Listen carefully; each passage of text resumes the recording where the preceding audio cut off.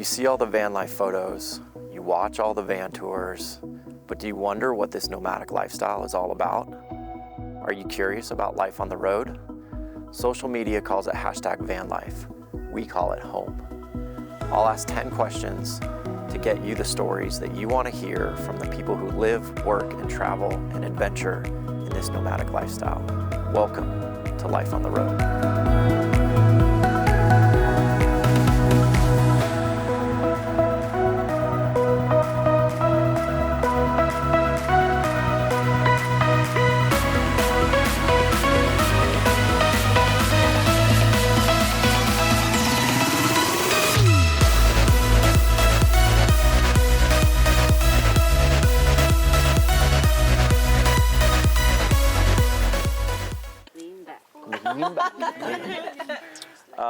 I think I'm still in the shot.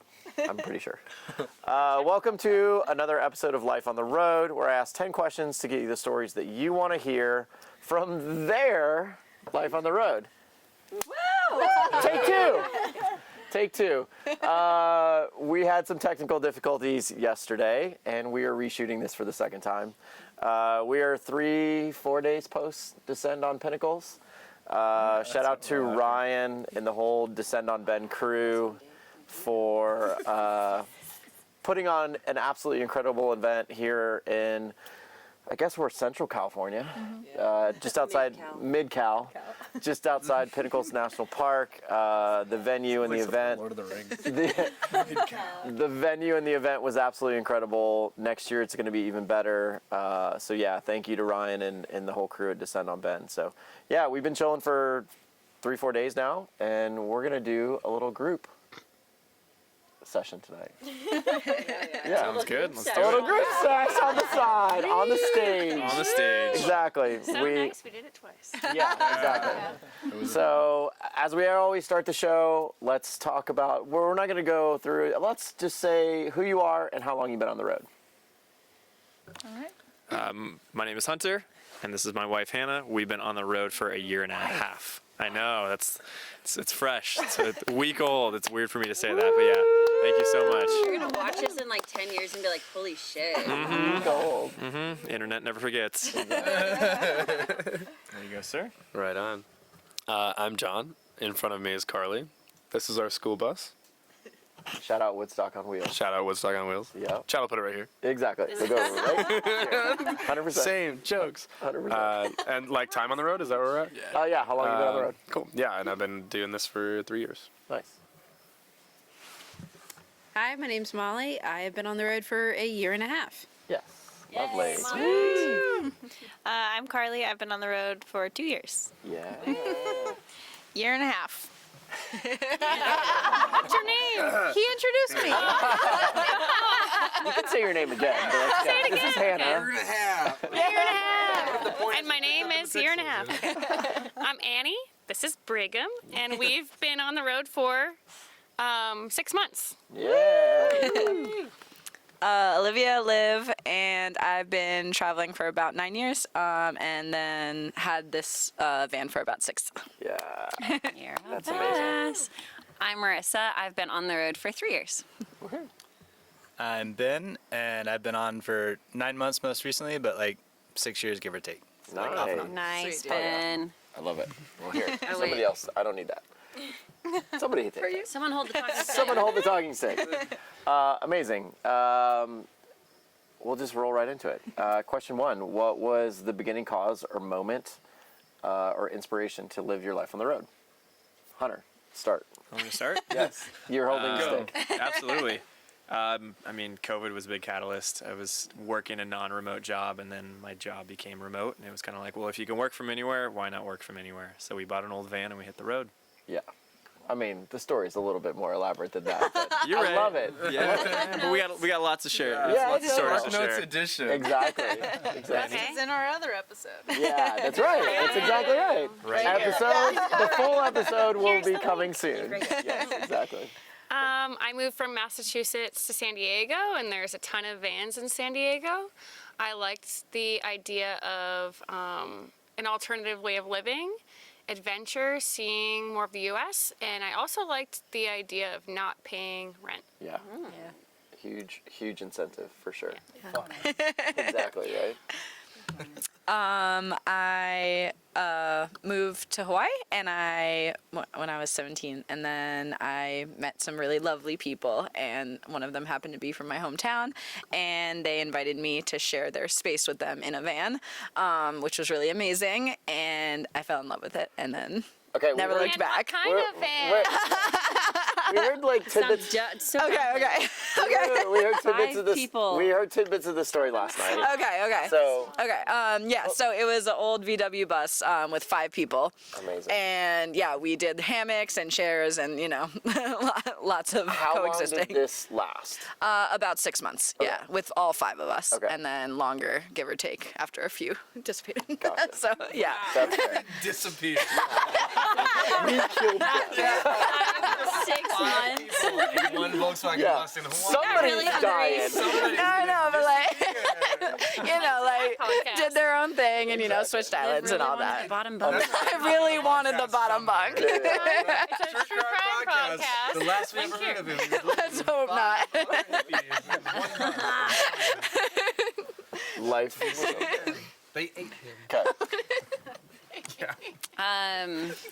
I lived in Iowa and didn't want to anymore. Did not want to be an island. The truest answer. Really, I started out in the van industry, so then it was a super easy transition into the van world. Very true. But you wanted to get the fuck And out also of Iowa. I had a buddy pull up to a house I was staying at one time, and he was in a van. He wasn't living in it, but he was just like on a road trip. And I was like, that's a really great road trip. I didn't know what #van life was or anything. Right on. So I lived in a Jeep for a while, and then found van people and was like, that's better. You have a bathroom? Me? I had a kind of hectic entrance into this, kind of a roundabout way. I had a couple retinal detachments in 2021, completely blind for most of 2021, and then was kind of sitting there, couldn't see, obviously, and was kind of trying to decide what I wanted to do with life. Everything was kind of hectically packed away in a storage unit. So I had the opportunity to kind of start over again. So what would that look like? Van life kind of fit into, my life already. Grew up tent camping every summer. So it was a pretty easy transition. So January 2022, I found a van and moved in pretty much immediately. Had a couple bumps along the road so far, but yeah, it's been fantastic. Amazing. That's an Such a incredible. good story. Yeah, it's such an incredible story. Yeah, 100%. Well, I mean, did everybody respond? John and Carly. Yeah, John and Carly. I was We're gonna still say. over here. Yeah. What was? Yeah, we are together and in this bus, but we didn't start together on the road. I lived in Boston forever, and I was a bartender for a long time, and the pandemic was the first time that I kind of took a moment to look up from everything that I was doing, and like literal darkness, like just waking up at sunset and staying up all night and working like 18-hour shifts. And finally, when the pandemic rolled around, not that it was a great thing for everyone, but it was a moment to just like sit still and think clearly and not be in that rush anymore.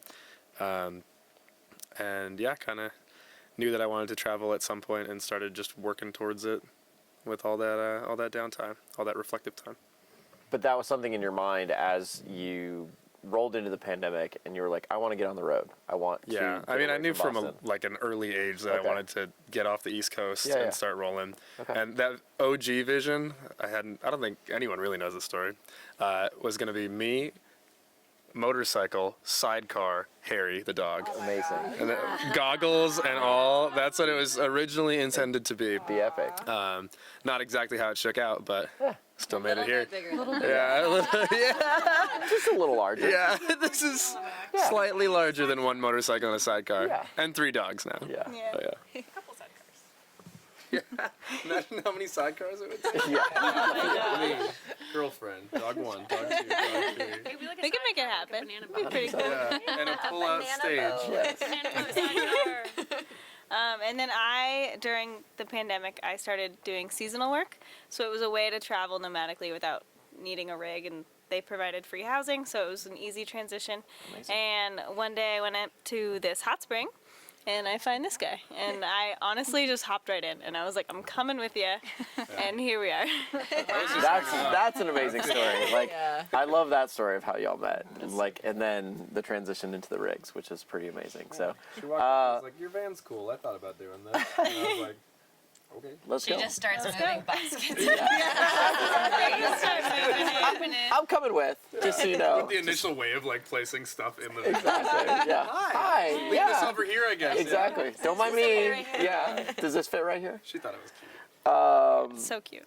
Question number 2 is, what has been your experience with other nomadic travelers while living y'all's life on the road? I mean, this is. Incredible. pretty It's I mean, this one's pretty obvious, Yeah. right? That is the sole experience that we've had. Yeah. Yeah. Community, community. Yeah. Welcoming, Exactly. willing to help without even having to ask. Yeah. Friendships in a pressure cooker. Yeah. For sure. Yeah. But I mean, even talk about like where we just came from, and then the last like 3 days here. Like, you know, what that's been like. The van gatherings are such a really incredible way for us to all get together at like pretty much every few months. No matter where we end up kind of zipping around the country, we all kind of make it back for these big events. Yeah. And like the Descend on La Sierra event was where we originally kind of started before we even got rid of our apartment. So we were able to go and talk to people in the community, see who's been doing it for a while, get ideas, learn about it a little bit more, and it made it a lot more comfortable to hit the road full time. Yeah. Already having some sort of network, but then every new event we go to, we just make more and more friends. Of course. Leave with like 10 more friends. Yeah. Always. Getting bigger and bigger. You're never bored. Someone's always around you. Yeah, exactly. And you know, I've said it, and we've said it a lot on the show, that I say it all the time, like the woven fabric, like van meetups are the woven fabric of the nomadic community. Like they are what bring people together at the end of the day. Yeah. And you don't have to go to van meetups to meet friends. Like a lot of people, you know, choose other routes and have on the show spoken about it. But you can go to a van meetup and leave with 40 best friends Yeah. instantly. In like 10 minutes. You don't even have to do anything. Yeah, exactly. Yeah, and you already have at least one thing in common with them, so you can 100%. already start a conversation. Yep. And or like even like I've parked at a trailhead and I'm like, I see another van, and I kind of like Yeah. linger, not to be a creep, but I am a creep, to see who comes out, Yeah. and then I'm like, oh, and then Hey, you you're just living start around. talking, Yeah, and exactly. Yeah. I like your rig, Yes. and start. Yeah. Casually stage it, like Yeah. waiting for them to open their door, and then you're like, oh my open your door at the same time. Oh, we're like twins. Yeah. Yeah, but when we were talking about it the other day, a couple nights ago, and I think almost all of us very specifically met at Descend events, the Yes. last couple Descend events. Yeah. I don't know that there's anyone here that I met outside of one of those. We met at Moon Landing. Yes. Josiah. Baja. Yeah. But still events, right? You know, events. it's always, Yeah, they're all van events. Yeah. All in van Bend events. after Descend on Bend. Wow. Okay. Yeah. Wow. Because of too. Yeah. Yeah, because of right. Descend. Kind of because Yeah, of. yeah, yeah. I would add That's funny. too, because some people Yeah, probably, I if they know. haven't done this before, like I started off like, oh, this is a soul searching journey, like, and you know, I wasn't necessarily looking to meet people. And you get to campsites and you're like, oh, everybody wants you to be private. It's like their weekend or whatever. Yeah. And you don't realize like other people might be doing it full time. And so I'd met people very sporadically, and we were almost never going the same direction. And the first time I went to a Descend, it was like, now I have friends in every direction, Yeah. and like it got way less lonely, way faster. Yeah. So yeah. Well, those threads. and again, I think it's a common theme or a common concept to get into a rig is to get that concept of solitude and being alone, and maybe, you know, growing personally and all of those things. But at the end of the day, this community is so vast and so strong that you're going to inevitably meet friends on the So road. many friends. Yeah. So many friends, right? And I can say personally that like my friends and the group that's here, they're going to be friends for life. Like Yeah. it's a much tighter bond than prior to van life for me. Yeah. Like, Yeah. I These know people that are for a fact. actually like you. Yeah, You genuine. can be totally authentically yourself and 100%. completely accepted by everyone, you know? I think and it's that's cool beautiful. because you can like reinvent who you are. Like you, not reinvent, but like you go to high school and you have to kind of conform into your society that you're in. Yeah. And then you can Iowa. graduate, in Iowa, which is like not who you are. You're Yeah. weird as shit. And then you graduate. Milking cows. Yeah. Well, you're weird as shit, but you have to like hide it and be like, I'm not. yeah. And then you graduate and you like do your shit and you move into a van and then you find people who are also weird as shit. And you're like, I like you. And you don't have to hide it. Yeah, and it's yeah. like, you have to like me now. Like, Yeah. you have to like who I am. Like, you don't Totally. know whatever my past life was. Like, you just know me If they now. don't, Yeah. you can drive away. Exactly. Yeah. And that's also a great point, Exactly. Andy, because honestly, like you're not going to like everybody in Yeah. the community, course. and that's okay. That's In normal. life. Yeah. In life in general, Yeah. right? Yeah. But at the same time, like you are going to find your people. You're going to find like-minded folks that you get along with so well, that you want to spend time with, that you want to spend, days, weeks, sometimes The months majority with. of people Yeah. I've met, I've always wanted to spend time with. Yeah. There's been very few that I'm like, And that's how the community functions. You will go apart, we'll come together, we'll go apart, we'll come together. I haven't seen you guys in 8 months ish. Wow. I haven't November. I hadn't seen you in like 8-9 months. And so like, I saw you guys way too much I this think we winter. like lived together. We saw each other a few times this winter. It didn't It's feel all like 8 blended months. together. though. It didn't feel like 8 months. It's like we keep always up with each communicate. other. Yeah, Yeah. exactly. Yeah. and we come back and we're still another happy family. Well, you just pick right off. You pick right up where you left off. And, Van Yeah. life has not been lonely at all. yeah. No. Yeah, and then one last element of it too of the community is the fact that everyone pretty much has an Instagram. Yeah. And so when we're not hanging out, even though I haven't seen you in 8 months, Yeah. I have seen what your day and day has been for the last 8 months, and Yeah. so I feel like I've stayed up with you the entire time. Correct. And so seeing you is just a continuation of what we were already doing. Yeah, exactly. Because Chad posts a lot. Post 3 times each Post post. 3 times each post. Exactly. Yeah. I think regardless of how active somebody is on social media in the community, a lot of us really genuinely check in on each other. Of course. Especially Yeah. like, I don't know, if you know your friend is making a long drive. It's like, hey, did you get there safe? Yep. Like, Yeah. Yep. we reach out when we can, but I've been really like touched by how many friends reach out and be like, hey, where have you been lately? Like, Yeah. just checking in. How are you doing? Like, Yeah. Totally. still alive? I did that a lot because I was like, I haven't seen you guys. Come to me. Come inward away If from there's San any Diego. serial killers out there, scrub past this next 15 seconds, but I share my location with like almost everyone. Like I don't think my own parents have it, but like everyone, Yeah. it's like 1,000 people, you know. But it's So hit me up. It's right here's the link, you know. Yeah, and then I mean, because you guys are gonna check on me more than my mom does. My mom like forgets about me, I think. But like my friends are like, I just, so if there are any serial killers, my friends check in on me all the time.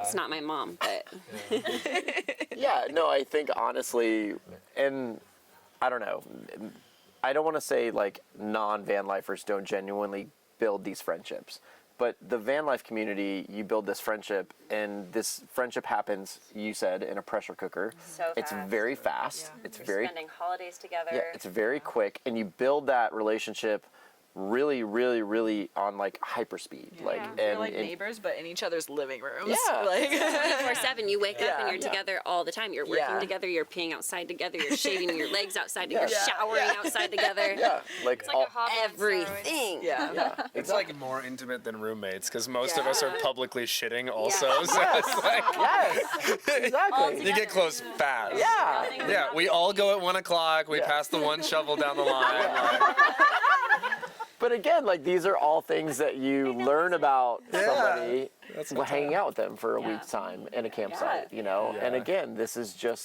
is our daily lives. Like this is how we live, you know? And again, we came from Descend, what is it, Wednesday? We were here Monday night. We've been here for 3 days. Like we've all been hanging out, having fun. Like this is how we live. And community meals. Yeah, like Had the food. beautiful night with music the other night. Yeah, like exactly, Yeah. you know? It is literally a happy family. Yeah, John. And it's always changing. It's like your uncles The leave rotating and cast. exactly. It is. The special guests on tonight's Seasons. episode. Yeah, going in and out of each other's lives. Yeah, of course. I don't know how long it's been, but John and I have been camping in multiple different locations, and we have had one night to ourselves over maybe like Since January. 5 months. 6 months. That's 6 crazy. months. Yeah, One That night. is insane. that is And it kind of was over the insane. next morning. We woke up and someone else was rolling in. So Yeah.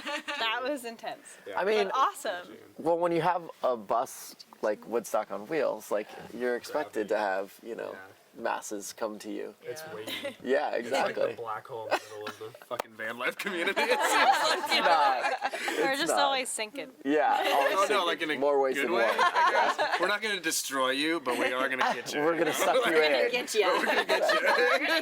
Exactly. It's really nice to have this kind of like flexibility because even though like we had the event that ended a few days ago and Yep.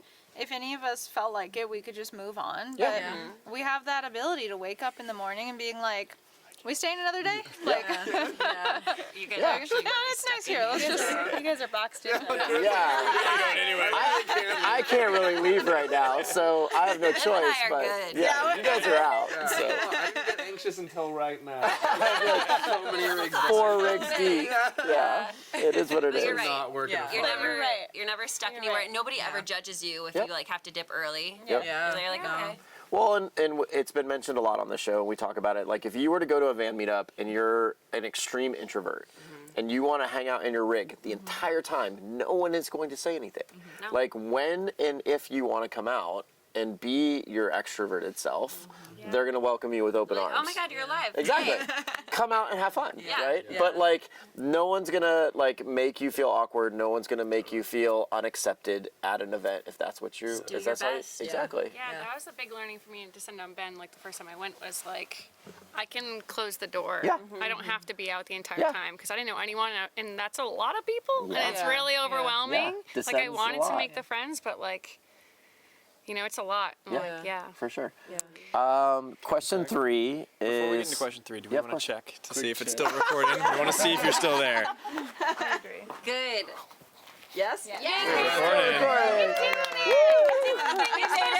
We made it past question 2. Woohoo! Beautiful. Good. Question 3. Good call, Hunter. Thank you. The other photographer in the group.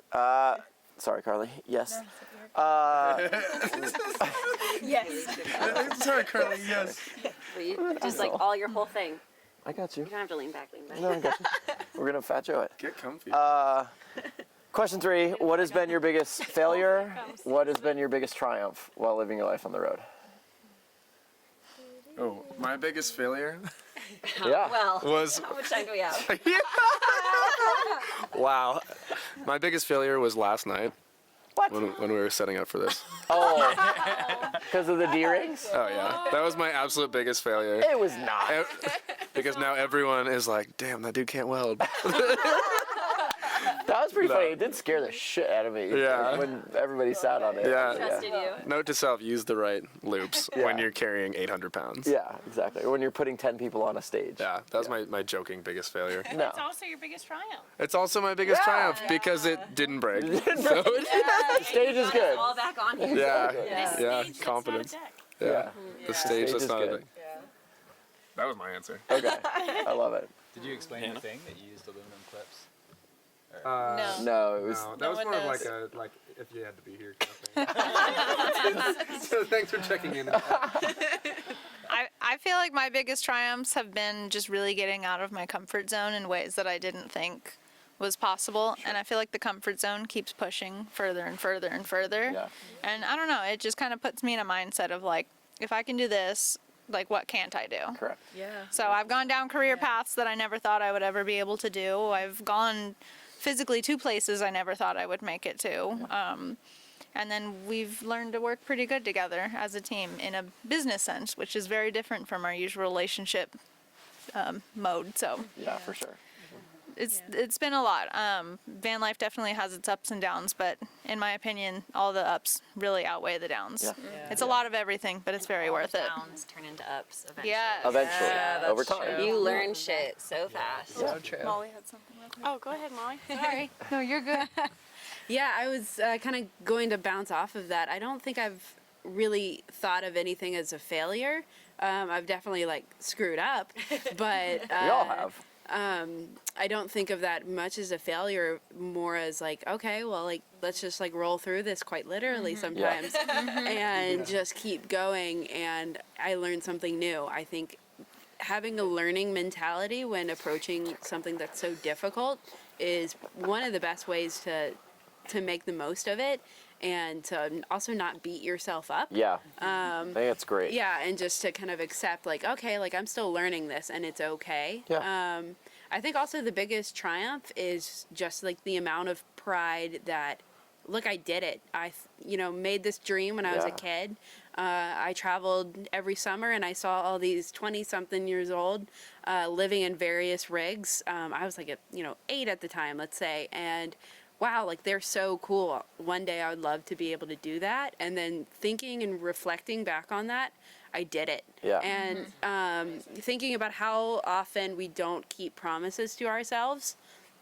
And I kept this one, and that's like an immense amount of pride to be able to follow through with that. I think it's it's very, very, very well said. It's actually the first time that the concept of pride's been mentioned on the show, which I think is incredible, because every one of us, we all have very unique rigs, we all live very unique lifestyles, and we all take so much pride in what we do. And so, like, I think just generally living this lifestyle, you carry that pride with you, in everywhere you go and everybody that you meet. So I think it's a wonderful sentiment that you just kind of brought up. I think, and that does take some, like, you sitting with to be able to, like, get to that point. You're driving a lot and you have all the time to think and to kind of, like, work through big questions and big things in your life. And that was one of the things where not to be, like, ashamed to say, like, hey, like, I'm really proud of myself. Of course. Like, way to go, Molly. Yeah. No, I think it's amazing. Because sometimes, like, other people won't say that except for this crew. Yeah. They will. We're obviously proud of each other, but it's hard to say about yourself. It's hard to say that about yourself, but just having the mindset that at least you have to say it about yourself, because not everyone will. Yeah, exactly. It is really funny to look around sometimes and just be like, man, everyone around me is fucking awesome. Everyone around me is the coolest person that someone knows. Yes. Right? Like, by a long shot. Exactly. We're all in one area together. Yeah. And at some point, you do look in the mirror and you go, and they're hanging out with me. I must be all right. I'm doing something right. This must be good. No, for sure. The pride is real. We all push through, whether we, like, build, buy, somewhere in the middle, whatever it is, We all push through. We all got out. We've all been through, like, the approval, the lack of approval, and came out the other side just, like, authentically doing something that matters to us. I think Marissa said it well as well, that ultimately the failures become your triumphs in the long run. Yeah. Like, you learn a lot. Like, you're going to go through heartaches. You're going to go through a lot of, like, ups and downs and some really bad shit. Like Iowa. You're going to cry a lot of bits, A lot of tears. Some tears, right? Like, all of those things are going to happen, but then all of those things ultimately become, like, ultimate learning experiences. And those become the things that you reflect on that then ultimately maybe mean the most to you, is when you go through those hardships and you come out the other end. So good when you're out of it. Yeah, right? I did that shit. Exactly. I dug myself out of that hole. Hell yeah. My friends dug me out of that hole. When you get stuck in Baja. 3 times within 30 minutes. So many sand pits. Digging yourself out with plates. Yes. That's why That feels so good after. best van life advice, if you're going off-roaded, go in the front, right? If everyone has to go behind you, they'll fucking dig you out. They'll get it done. Exactly. Take the lead. Exactly. And you fuck up the sand. Nobody else does it. Yeah, true. Or just don't let a Promaster lead out. Well, honestly, don't. Honestly don't. Yeah.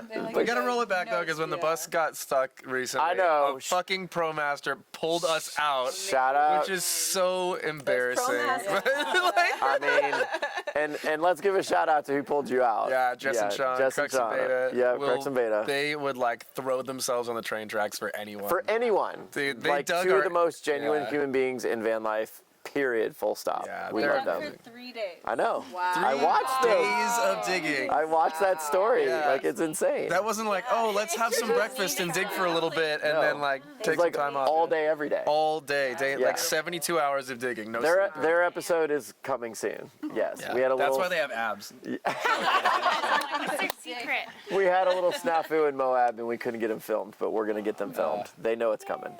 We're coming for There's you. a lot of people like that though that will literally just do anything. 100%. Yeah. That's It's the people in you this meet out here, community. yeah. That's how our community like, works. We've been there, dude. We know how that feels. Yeah. Yeah. Yeah. Yeah, it fucking hurts. You know, it hurts to get stuck. Oh but- yeah. Everybody, Even When your fuel pump stops. yeah, Yeah. yeah, those breakdowns. For sure. Yeah. I'd read the Promaster manual for you again any day. And I read the entire Promaster manual. Like 182 pages That's- of tiny text. That's true. That's true friendship right there, for sure. to found that find one button. That was Hunter hidden and I under are the like dash. miles back reading on the internet. You know, we were on a mountain trying to get cell signal. We were trying to go through We're like, forums. Hannah, I think we found it. She's like, yeah, I found it like 20 minutes ago. I think it's this button. Just sitting there on the did side of push the it. road with this van that's not mine in Mexico. Trying to figure out how to Waiting do for it. you guys to come back. Right. That's one of But my that's everyone you meet on the road, though. Like 100%. everyone Yes. goes through it, or Yeah. just like at least they're authentically them, you Yes. know. And I Well, feel they like somebody's going to break down, somebody's going to need help, and Yeah. somebody in this community is going to come to your aid Yeah. at the end of the day. Yeah. everyone's It's been not through you, this it's your shit, friend. and Yeah. it is so much better. Even if you know what you're doing in the breakdown, Yeah. like if you like do your own mechanical Yeah. work or whatever, you know, like it is so much better to just To have somebody company. else there. Yeah, Yeah, You exactly. don't And freak just- out as much. yeah, right. You're not Relax. alone. You're not stuck. Question 4 is: did we all start our lives on the road as single people or are couples? And what is it like living on the road as a single person or a couple? Start with the couples. Okay, I'll start since I have the microphone. Newly. The married been. ones. Yeah, thank you. So we've been dating for 10 years. Yeah. And that's 8.5 years longer than we've been on the road. Yeah. And so yeah, this has definitely been an adventure. And it's really, really kind of like stress tested our relationship. We knew that we had a pretty strong relationship before we hit the road. For sure. But like we were talking earlier, like like van life is a pressure cooker, and we've really been able to kind of figure out our strengths and weaknesses as individuals, which have made us a better team, more rounded. Nice. And now our differences actually that complement each other. Nice. Yeah, we were talking about this at Descend a little bit. Yeah. Like it was like you were kind of playing off each other's strengths and weaknesses together and like learning and being better because of that. Yeah. Like where Hannah's deficient, well, it's never deficient in any area, just mine. Just saying. Savage, take it from the top. But you Yeah. you have a strength in that area and vice versa. Yeah, And- I literally and wrote that into our wedding vows. Yeah. Like Hell yeah. like our should have read those contrasting on this differences. Yeah. There you go. Let me just bring out my vow book. Break it out. Still got it in the jacket pocket. Yeah, there you go. It's right here. No, I love that. Yeah, so it's definitely been an adventurous ride, and it was the kind of last stress test that I think we were both looking for before our marriage, and we're really excited for what's to come. Heck yeah. Yeah. Yeah. So we are also a couple. Didn't recently get married. Not, You were there. Not yet, but we were at the wedding, so it counts for us too. Yeah, so we started dating on the road, which I hear if it doesn't just work the first time, dating on the road is hard. I guess I don't know. Worked Dating fine on for the us. road is hard. Yes. Yeah, but yeah, I was traveling for about a year before we met, and we ended up meeting, hitting it off, and she hopped right in. But I would say definitely living this lifestyle has accelerated our time together too. You know, like we were in the van together, instantly got way too many puppies in Mexico, and just had like shared trauma at that point, I guess. But started rebuilding the van, and like almost right away, like she moved in, and the van before that was like a bachelor pad, so we pretty much gutted it right away. Sort of. Yeah, but we started working together. It was home though. Like the van Yeah. was home immediately. Yeah, I grabbed Yeah. that from Yeah, right. Yeah. Yeah, hold that right there. Yeah, in between us. Yes. Yeah, But my point basically is that we did start working on stuff in a really small space together and making decisions that impacted our life dramatically because it was like one of our 5 square feet or something we'd be talking about. Started making those decisions together really quickly too, and I feel like that really moved us along. Yeah. You know? And early on in the relationship, we kind of started planning what we wanted for the future for us together. And the bus was definitely part of that vision. Yeah. And now we're here and it's taking shape and it's really cool to watch it all come together. And Yeah, the bus is cool. But I think it's funny because a lot of people who are like dating on the road, they either have like 2 separate rigs or like, I don't know, there's always like a weird awkward phase because you're like, do I move in? Do I not? I didn't even think about it. Apparently you just moved in. I just did it. Yeah. But like, It's true, she did not second guess. but like I was working in Utah at the time and we would just go on like these weekend trips while we were like caravanning in my little town that I lived in. And those weekend trips just like felt so home and cozy and normal and like that was just like our life together and it was awesome. And so it was just like a really natural transition to like live together. But I do like the fact that, and we talk about it all the time with relationships on the show, is that you guys are building a rig together. Like designing it together, thinking about how you guys both live in the space and kind of creating the space jointly. I mean, we're making it. It makes a huge difference, I think.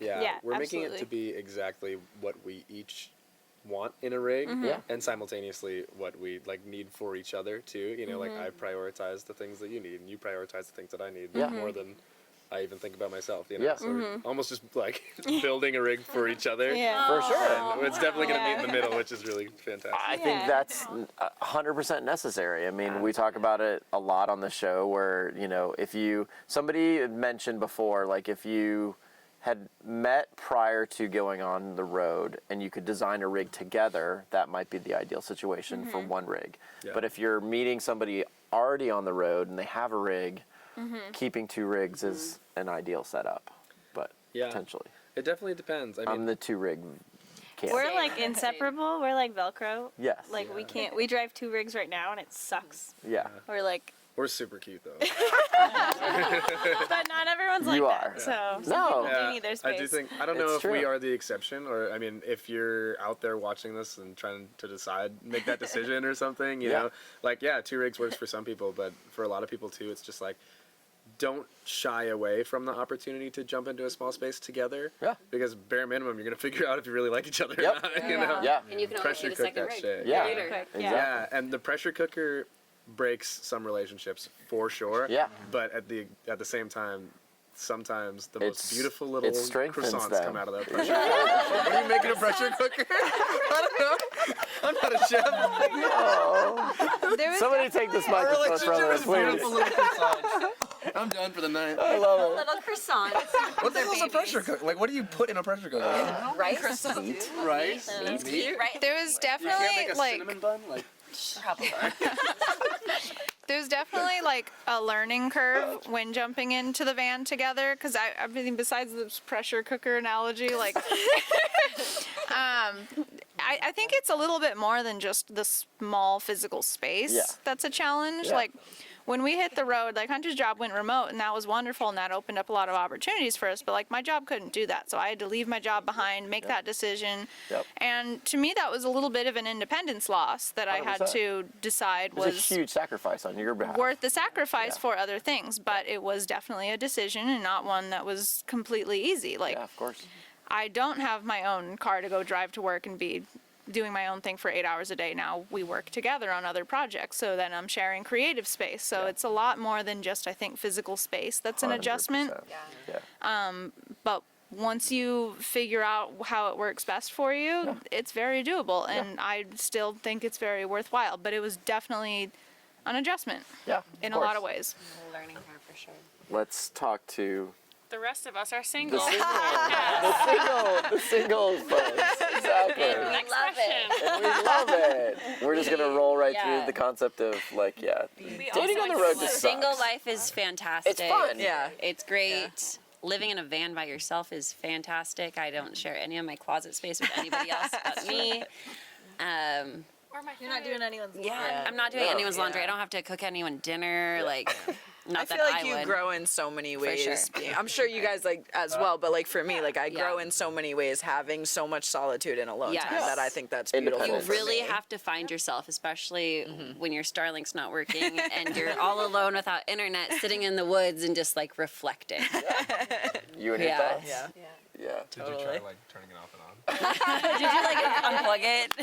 Wait 15 seconds. Point it to the sky. That's it. That's like 3 steps. Obstruction. I do want to add, of course, I do want to add a little bit of like nuance to that as well, where when you're solo, you're doing everything from, you know, all the chores, all of the deciding where to camp, Navigation. like Driving. the time management of like, okay, this is when it gets dark. Here's all the things that I need to squeeze in before that time so I can get to my spot. All of that is like super complex and very like draining on your like mental. It's a huge mental load. Yeah. So it's draining, and when you don't have a partner to share that responsibility with, it does get quite exhausting, and course. burnout for sure happens. Yeah. Mentally and physically. Yeah, mentally, physically, and I've definitely experienced that, and then decided, okay, how do I combat that and like understand my cues of like when I know I'm burned out. What do I do to like address that so it doesn't get worse? And then also like giving yourself grace when you're like, I just can't So do well it. said. My brain is full. Yeah. I've used that term a lot where I'm like, there's no new information coming in. My brain's full. Yeah. We're done for the day. Done for the day. Just sit back and stare into the void. Yeah, so like that definitely happens a lot when I think, you know, and when you're not sharing that load as a single person, So for sure. right, like finding a site to stay while you're driving, Yeah. and you don't have a partner like next to you to find that, or like water and propane and a dump station and all of the things. You're the one that has to find all of those things, and you don't have to do that in a house.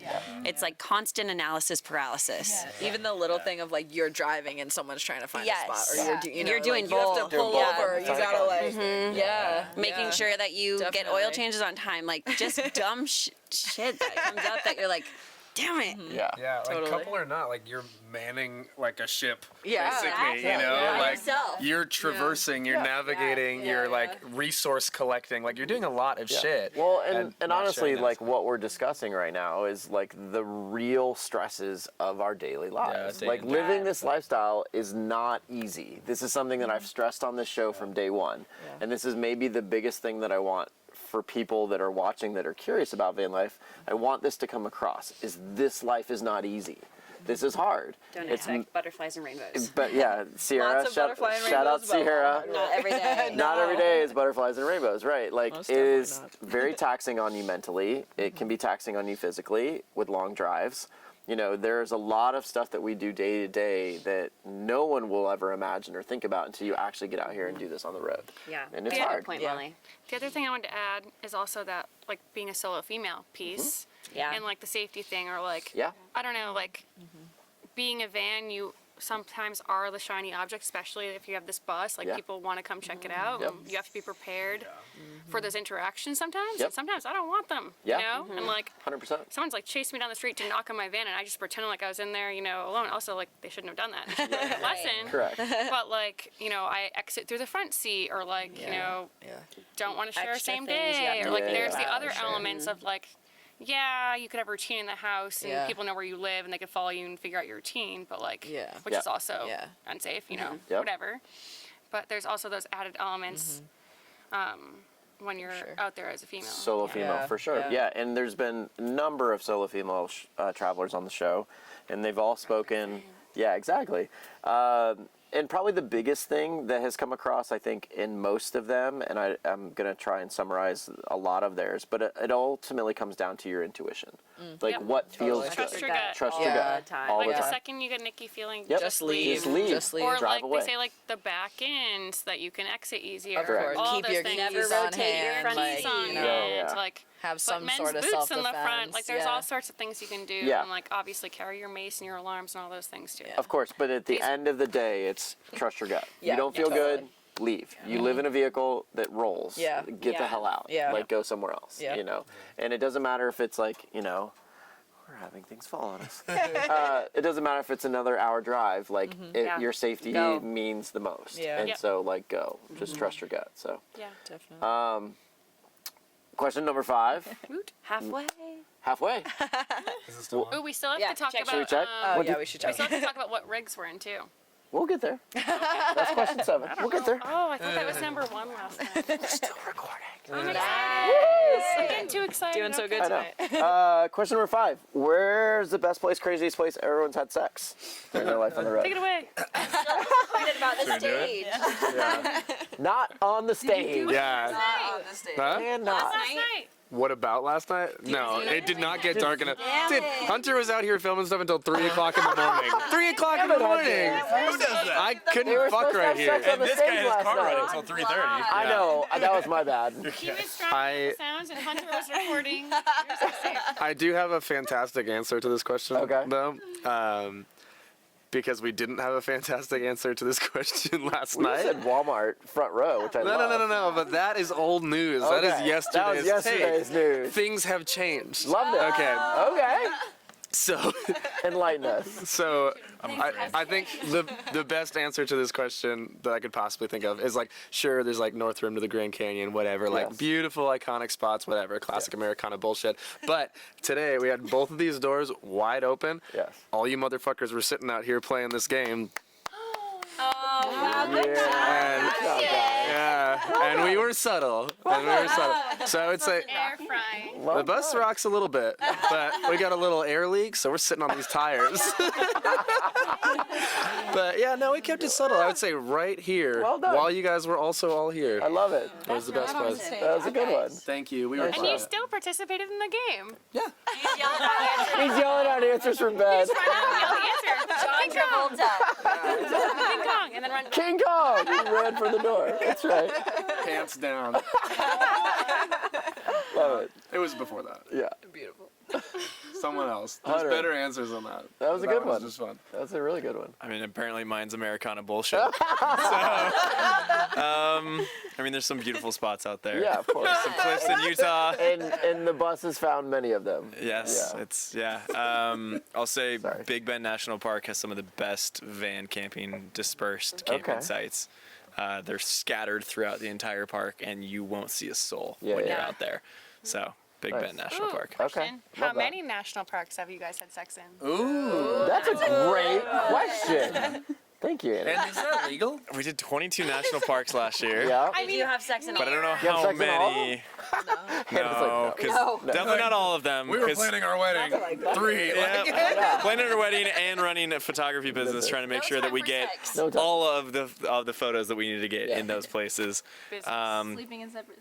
Sleeping. Yeah. Separate. Okay. Yeah. That's okay. Yeah, That's a that's great a good story. story. Yeah. So I think it's fair to say that we all know that van life is not the most sexiest kind of lifestyle for it. I We are mean, not you sexy go human beings. days without showering. Yep. You go. I mean, it's amazing that you're with people all the time, and usually that stops one another from being able to. Apparently not. Let love bleed. But even more. This is how it begins. But yeah, so Hannah and I, which we're gonna get to later, but we live in a '70s Volkswagen, which does not have much insulation, does not have a heater, doesn't have any really modern amenities, and so we sleep separately in 15 degrees sleeping bags. Yes. And if you've ever slept in a sleeping bag, you know that it's there's nothing more sexy than being encased like a little worm in your bed, and you can barely move yourself. Yeah. So yeah, it's not. You don't zip them together? We did that once. It's such a pain in the ass. Yeah, we have the ability to zip it together, but it takes about 5 minutes to zip them completely up, and by that time the moment's over. So There's like ass to ass centipedes up there. Like, it's not. It's amazing. anyone else? Any of our single friends would like to tell All some over stories? the van. All over the van. Great places outside in little parks on some Oh wow. nice little caves. Yeah. Nice tables. Mother Nature. Mother Nature. Van is the showers. best. Van showers. That's hard. That's hard. That's hard. Super hard. Yeah. Yeah, right? Wait, they're like 12 by 12. Yeah. I have one of the biggest ones out there, and that'd be really hard. I get it. It's Okay. like cramming someone in a closet when you have a bed. Yeah, but when your bed is so close to the ceiling, sometimes that shit gets old. I was telling Chad, I was like, once you hit your head, like you're in the middle of 100 banging, times. and you smack your head so hard you start bleeding, and you still want to keep going. You're like, I'm so sorry. Just don't look. I think we lost a lot of brain cells in our last van. Yeah. Every time. Seriously. Of course. I don't know about you guys with so the pop-up unsexy. Volkswagen, but that has gotten me Dude. so many times, man. You just have to put your head that way. It's a very easy solution. You gotta She says from the sleeping bag. We had to remove a shelf in the van So good. Because Carly hit her head on it every time we had sex. It's amazing. And you don't want to lose that many brain cells. You want to be awake for that shit. I don't have a lot. I need those. I need those brains. Hanging on. Amazing. Hanging I on love by a it. thread. Question number 6 is, how do we all make money living our lives on the road? I'll pass it to you first. Yeah, everybody's answering, right? We're going all the way Yeah, around. let's go around for this. Um, How do we make money? Living our lives on the road? Yeah, I was kind of looking for a new thing to do post bartending life, post COVID life, and stayed in touch with a lot of the people that I was working with or open restaurants with. Yeah. And so I do freelance graphic design, marketing, branding, social, mostly for restaurant groups. But Nice. yeah, web design, whole 9 yards. Really, and if it's visual and exists on the internet, I'm doing You're it for involved. someone. Yeah. Nice. Love that. Down the road. Yeah. Just go around. Would you like to go right after? No, go for it. Okay. I still work full time in tech, so I'm in my van most mornings and afternoons. Yeah, East Coast hours. Like true 9 to 5, Well, 7 to 3. 7 to 3. Yeah. There we go. Yeah, I guess I do Central Time because Okay. I laid down the boundary of I'm not taking a meeting at 6 a.m. in the Yeah, morning. yeah, yeah. No, you In California, yeah. Yeah. So 7 to 3, Right and on. then I feel like I have a whole nother day after that. Yeah. So, Days are long. yeah. So Round 2. two lives. It's amazing. Oh, Harry. Harry. Do stretches. So I do a couple things, and each one sprinkles a little bit of cash flow in, which is nice. Yeah. But I'm a travel photographer, and I'm a photographer assistant, so I help other photographers get clients. And then I also am a social media assistant to a good friend of mine. Yes. I left my job doing high-end wedding cakes, and it was hard to leave something creative that I loved, but thankfully I managed to get into doing photography and content creation, which has been a really kind of cool transition. It's not something I would ever do, but it's been really fun to kind of document our whole journey and learn new skills along the way. So that's been a pretty good fun thing that we've gotten into, and we've been able to do it together as a team. Yeah, we have. Damn good team. Yeah. Thanks, It's also guys. pretty. So I was working for the first 8 months of on the road, like full time on the road. I still did have my 9 to 5 at the marketing agency I was working at, specifically in search engine optimization, which is a big word to say that I put things #1 on Google. And it was a cool job, and it was really, honestly, really flexible with the life on the road. But then we saw an opportunity to go consulting, and so I already had a couple clients that were side clients, and then I managed to get a couple more, and then with our travel photography, it all kind of added up to a point where like we can work a little. I mean, we still work a lot, but we can have a lot more flexibility in our schedule. Yeah. And that was the biggest thing that we were missing. Yeah. It was really difficult. This is even like pre Starlink and stuff, and we don't even have Starlink at the moment. But we would be. We do through all of you. We do through all you guys. You guys are amazing. Starlink is all This around is why we love you guys. But it was really difficult. It was difficult for me because we'd be like, in the redwoods, and it doesn't even matter if you have Starlink or cell signal. Starlink You don't have doesn't work in the anything in the redwoods. Exactly. And I would have 8 o'clock stand-ups that would be 15-minute calls, and it would be we would drive 45 minutes to a little gas station outside of the park to sit there, and it was like basically an attendance roll call where all they did was like we would just talk about like our weekend, like what restaurants we went to and stuff, or at least what they went to, and it was kind of like, you know, again, it was an excuse to get us online, which is, you know, understandable, but in the same time, it didn't have the flexibility that I think, you know, that I knew that we needed, especially if we wanted to take our photography a step further. Sure. So yeah, it was definitely a good call. Okay, I was working remote in digital marketing at a tech company, and I'm currently on a much needed break. I haven't taken a break like since entering the workforce. Nice. And so I guess I could call this my sabbatical, so I'm gonna lean into that before rejoining the workforce. And I had saved a little bit, you know, I was already saving a little bit to buy a house, so I'm just gonna use a little bit of that now to live, because I was thinking of, you know, not having rent, that would help me get a little bit ahead. Save to buy a house so I could have an investment property, that'll help me get a little bit ahead. But it was all to get to the goal of living like I'm living right now. Yeah. And, you know, I'm only getting older, and I figure I should probably just take this break now. Yeah. Because when else do you get that much time Focus off? on this time, yeah. And so I'm going to do that now and then probably I'm going to need another job at some point. So, yeah. I am an artist and designer, which feels amazing to say because that was my dream growing up. So I feel very, very grateful for that. So. I love that. I do all different types for a lot of people like in the community and friends, but a lot of graphic design for the surfing. Yes, for logos for like any of, you know, friends or other people that I don't know as well. But yeah, I really love doing it when it's people like in our community, and just, you know, that's what makes my heart happy. So I love it. Oh, you go, Ben. You go, Ben. Yeah, I have a place in Austin that I Airbnb out, and that's kind of passive income that kept me skating for a while. Yeah.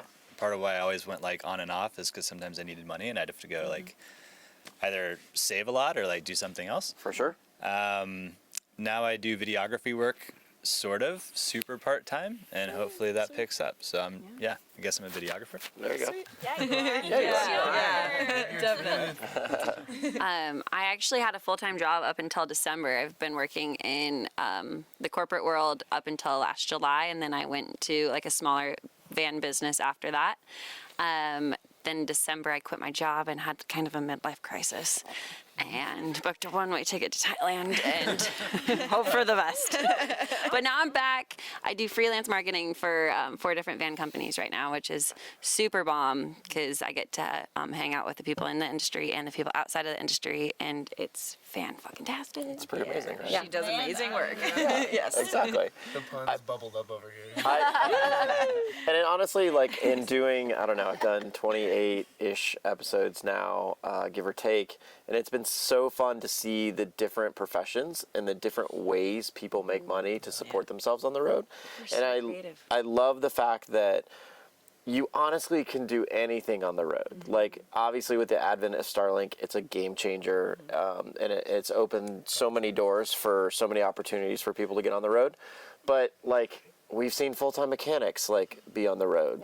We've seen, you know, all kinds of different trades on the road full-time. Like, there are so many opportunities. So, like, if you're thinking that your job is your limiting factor, you know, there's not true. It's not true. Yeah. Like, there's ways. And There's you can ways. still be stationary. 100%. Yeah. Or like a weekend warrior or whatever. There are options. Can I add more to this? Please do. Absolutely. Yeah, I also kind of want to just address like how much like privilege it is to be able to do this, Yes. to be able to find course. jobs, to be able to work and live this way, because in many ways people enter into this lifestyle not by choice. Yeah. And for the most part, many of us chose to do this and are figuring it out as we go. Yeah. But yeah, we're all incredibly privileged to be able to choose this lifestyle and be able to make it work, you know, however is possible. So I think that's that was important. I love the sentiment. I mean, it's honestly, it's why this got tattooed on me. You know, the be grateful is something that I say a lot, and it's very genuine to me. It's very much something that I live by, because to your point, it doesn't dawn on me every single day about how grateful I am to be and live the lifestyle that we live. And I think it's very important that we all, you know, just, again, we appreciate us all being here, and I think we all know that, you know, but I think it's really nicely said. So, yeah. Thank you for saying that. It's worth noting that most people, or even most of us, I feel like, have income coming in from multiple places. Yeah. Right? So rather than just lean into saying, like, I work in marketing, or whatever, for example, which I do, like, I have a number of clients where each of them individually would not sustain my lifestyle by any means. Yeah, right? of course. And I feel like we all have it coming in from different places. So for the people who are out there and trying to figure it out and saying, like, oh, how do I find, like, this rigid job or whatever, you know? Yeah, you can. No. I'm talking to them. I'm talking to them. You do whatever you want. You live your best life. Do whatever you Yeah, but you can start, you know, little savings or not, and if you can figure out one way to have it start to drip in, you know, figure out what it is, like, it doesn't have to stop you from living like this. Well, I think ultimately, like, the more time you spend on the road, a lot of doors start to open up. Like, things that you didn't think that you might be wanting to do, videography, you're stumbling into, or you're working towards, or like, this is my passion. I want to do this as a profession, and I'm going to figure it out along the way. Like and owning an event space as a house. Exactly. Your stage. I just have a funny experience. One day, John and I, 2 months into our relationship, walking into a grocery store, we were like, yeah, so I have like $50 left. And John also, yeah, me too. Okay, cool. So we're going to figure this out. And we literally took our passions, took what we loved, and turned it into income to help us eat that night. Yeah, of course. Yeah, we worked through some shit. Like, you don't have to have it figured out by any means. No. Right. And ultimately, that experience of, like, kind of early dating and walking in and being like, I'm fucking super broke. And you're like, My savings is gone. Yeah, I was like, I have nothing. You're like, I have nothing. And I was like, cool, you know. And we moved on past it, and we wrote this little thing on our mirror in the van that was like, Pure love and support. It said no jobs, just love and support. And your talent, love, and support. Something like that. I love that. You look at it every day. Yeah, you look at it every day when you're brushing your teeth, whatever, and it led us into really following our passions. And that was the point where I went out and I knew that I wanted to do music forever, and went out and like, really had no other option, and started busking on the street and, like, put it together, and ended up, like, I wouldn't be the musician that I am currently, like, wherever I am on the spectrum of all that.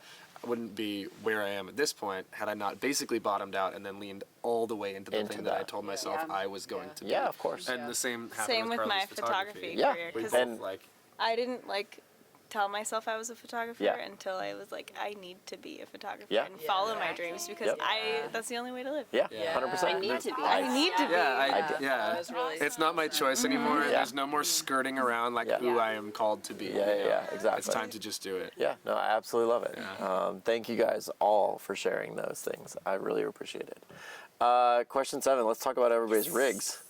What is your rig? Who built it? And why did you choose it to live a life on the road? I have a Ram Promaster.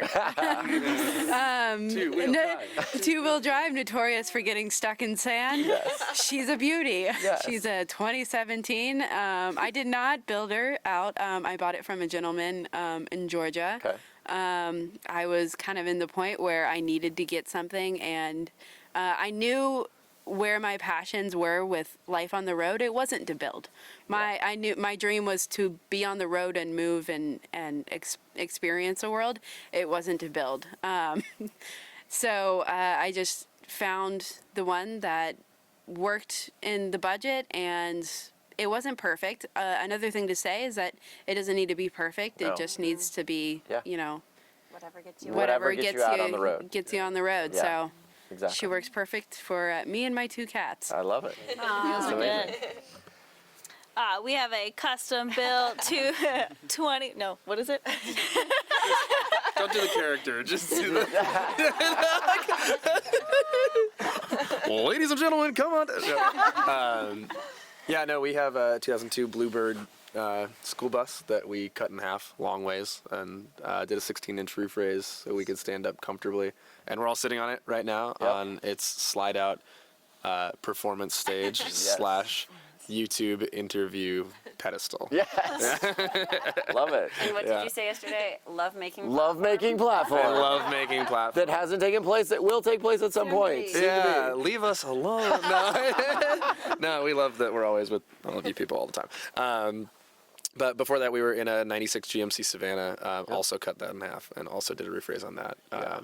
Good Lord. Yeah, alone in the desert around Joshua That Tree. story You is can do it. insane. Yeah, and it deserves its brutal. own show. Is that story. Yeah, on HBO. Build in the middle of a dry lake bed near Joshua Tree. Yeah. You can build a van and a shop. Yes, exactly. Or in your driveway. Exactly. Yeah. If you can cut the roof off a GMC in the middle of a dry lake bed and and Spoilers, then put it wasn't light. and then put it back on. Yeah, exactly. Yeah. Pretty amazing. Do it again. Yeah. We know now. 100%. You always learn something. Hunter and I are in a 1974 Volkswagen bus with a Westfalia camper conversion. We did not build anything in it. It is exactly how Westfalia converted it, and that's how it would have come off the lot in the 70s. Yeah. So, I mean, down to the green carpet and plaid seats, it is 70s. All we really did was a little bit of like rust removal, and Hunter did a lot of mechanical stuff to make it safer to drive around. As safe as something without airbags can be. But yeah, we sleep in the roof tent every night, and it's got cabinets and a little sink, and just it's small and basic, and it fits us both perfectly. Yeah. It's by far the smallest rig amongst all of ours, but maybe the one with the most amount of charm and Lots of and charm. style for sure. Like you guys lead that by a million miles. So yeah, for sure. There just ain't nothing cuter. Exactly. The old VW bus. Exactly. Yep. I'm in a 2019 Ram Promaster, and I built it out myself. Streets. Yeah, the streets of San Diego. Exactly.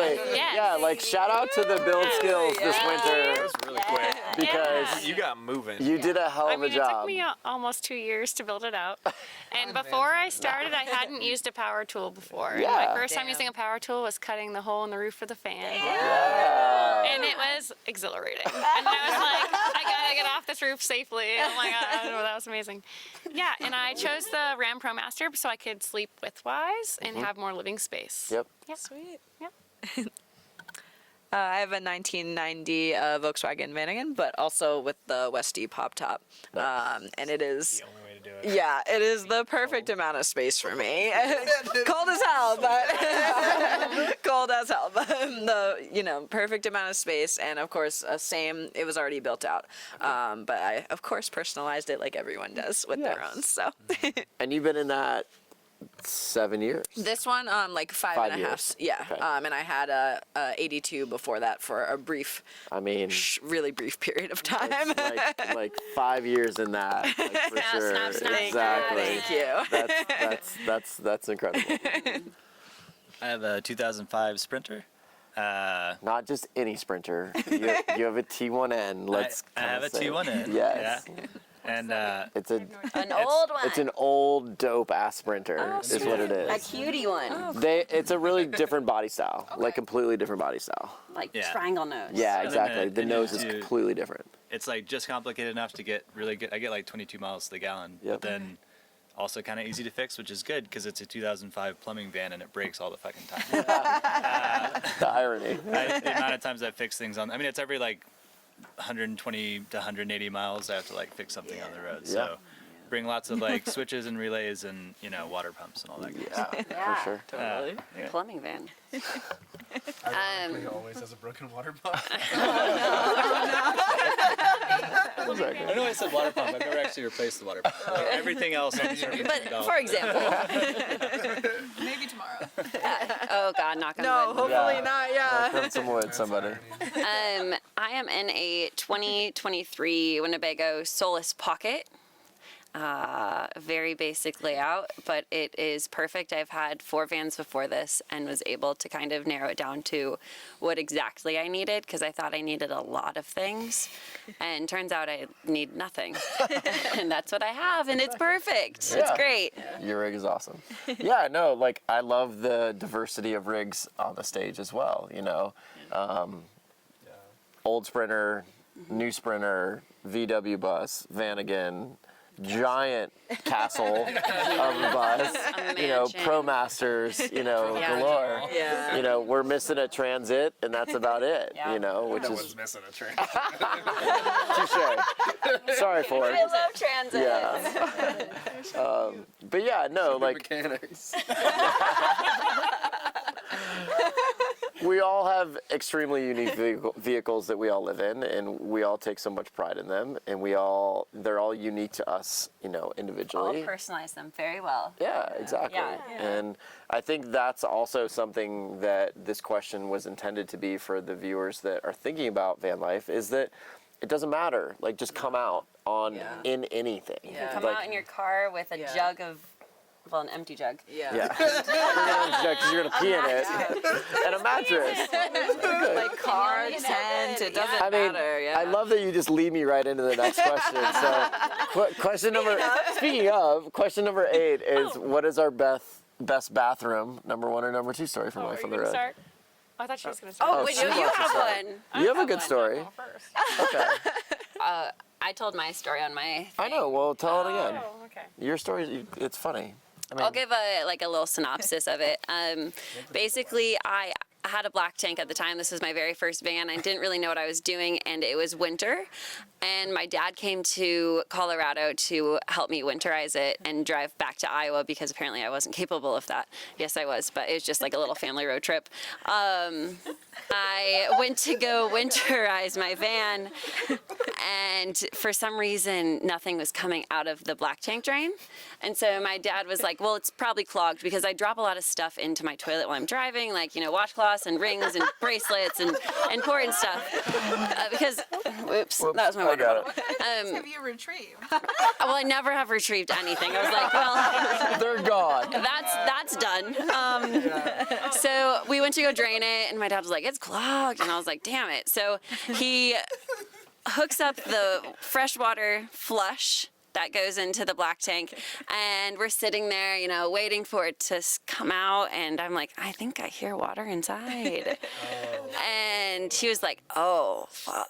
So we go inside, and there is a shitstorm of No pun intended. water and obviously shit going all the way up to my driver's seats, under the cabinets, under everything. Turns out it was frozen. The black tank was frozen. So it just like everything was going the other unthawed with the water and overflowed. And yeah. But that was my only shit story. I've had a lot of pee jug stories, and those will never end. I'll never learn my lesson. No. You're not a real van lifer until you've peed on your floor, or you've had pee on your floor. Or you actually literally have peed on your floor. Yeah, Which has happened. If you tie it up. Yeah. Let that thing bounce around. Jesus, take the wheel. Sometimes it is, and you're like, oh, damn it. All right, go that way. Similar story, different toilet. Yeah, the Laveo dry flush toilet. Is first mention of that on this show, which is amazing. Yeah, it's an interesting one. It came with the van that I bought, so Okay. it was not my first choice. Okay. Or my fifth, but it's what came with it, so I was gonna use it because I already had it, and it works with a cartridge system that uses bags. It's very similar to like a diaper genie. Yeah. These bags do tend to break, and then you have to clean up the breakage. And once everything is like in there, getting it out is hard without just making a mess. And yeah, I had to. It also gets heavy. Okay. So you have to like kind of seesaw it out and try not to splash. And then you have to, the van's high, and then you have to drop it down to the ground. Okay. And so you're bear hugging it. Yeah. Oh no. Yeah. And like very carefully lowering it down, and then have to figure it out from there.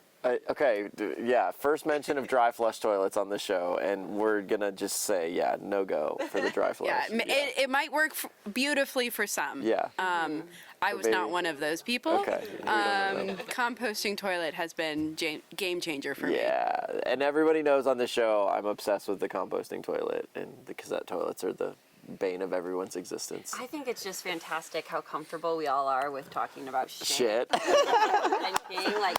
This is our literally will meet life. A stranger and they'll be like, "So where do you poop?" Yeah. Let me show you. It's honestly why.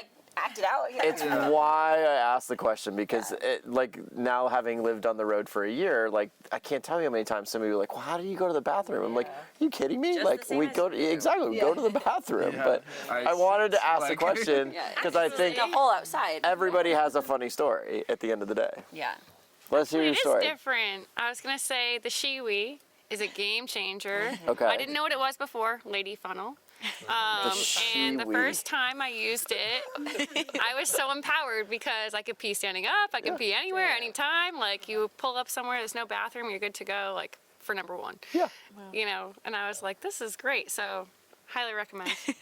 The Shiwi. Tried it. What? Someone Me told me neither. it's suction cups. Were you there? Or are you guys just like the talented very kind? nicely. Yeah. And just So Yeah. they say. shoots it right. Shiwi pee drug lady. Party one. There we go. Shiwi ad. What? This is a friend of mine. This is a friend of mine before her and her boyfriend at the time moved into a rig, but she came camping with us and we were like teaching her basically how to camp, and she was like afraid to shit outside or pee outside or pee in front of us or anything. And then the next time after they lived on the road for like 3 months, we met up and she had a Shiwi. So me and him were like peeing off to the side of camp, and she just came triumphantly in between us and started peeing. And I looked over and I was like, "Good job, That's Lola." amazing. Hell yes. Very comfortable. That's In amazing. your pocket so you can. That's incredible.